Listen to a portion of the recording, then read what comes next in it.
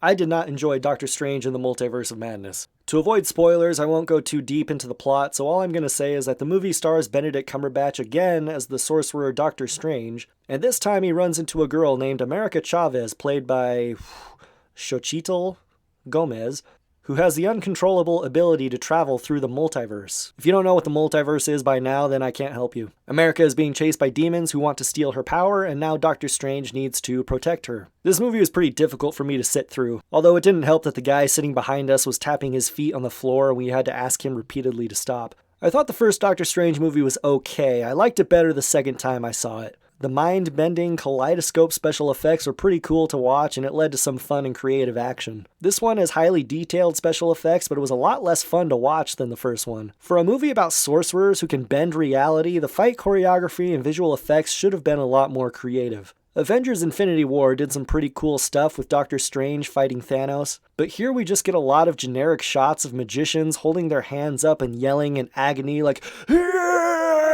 while shooting different colors of beams of light at each other, and then the other people hold up their hands and say, yeah, to block it, and it just goes back and forth over and over again. The writers could have had these characters do anything because we're dealing with magic, but most of what we get are generic light beams and levitating rocks. America Chavez was a very underdeveloped character. They aren't sure whether to make her a shy damsel in distress or an obnoxious, outspoken teenager. In one moment, she's running away scared, begging for help, and then all of a sudden she'll say something like, "What's up?" Or, "This place sucks," at an awkward moment, trying to be funny and break the tension, but it doesn't work. All of the humor failed for me, except for the occasional physical humor we get from Doctor Strange's sentient cape. One thing I really don't like is seeing my superheroes just running away and getting their butts kicked for the entire movie. Doctor Strange just screws up and gets thrown into one bad situation after another, and then everyone makes fun of him and tells him how prideful he is and how problematic he is, and no one wants to see that. Do you want to see a Batman, Superman, Spider-Man, or Wonder Woman movie where our titular hero spends the whole time running away from stronger villains and is constantly being lectured about how the world would be a better place if they never existed? What is that? The finale was pretty cool and had some entertaining Sam Raimi Evil Dead touches to it, but you can just look that up on YouTube in a couple of months. There is no good dialogue in this movie. All of it is just exposition explaining sorcerer mumbo-jumbo like, "The book of Mahershala al-Hejbez contains the spell of Shumimoto, but it is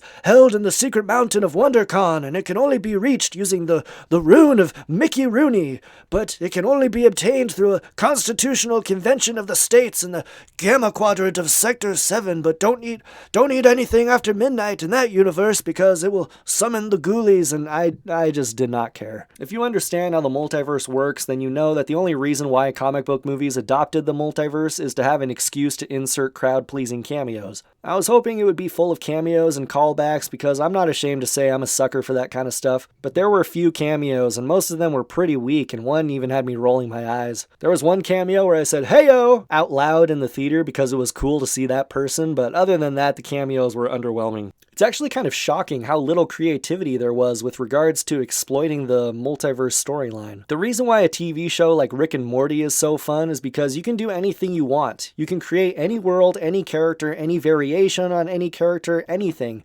And what we get in Multiverse of Madness is just so generic. It just pales in comparison to a movie like Everything Everywhere All at Once, which had just so much fun with the concept. If you need to see this movie to stay up to date on your Marvel storylines, then wait until you can see this on streaming and be sure to split the bill with some friends.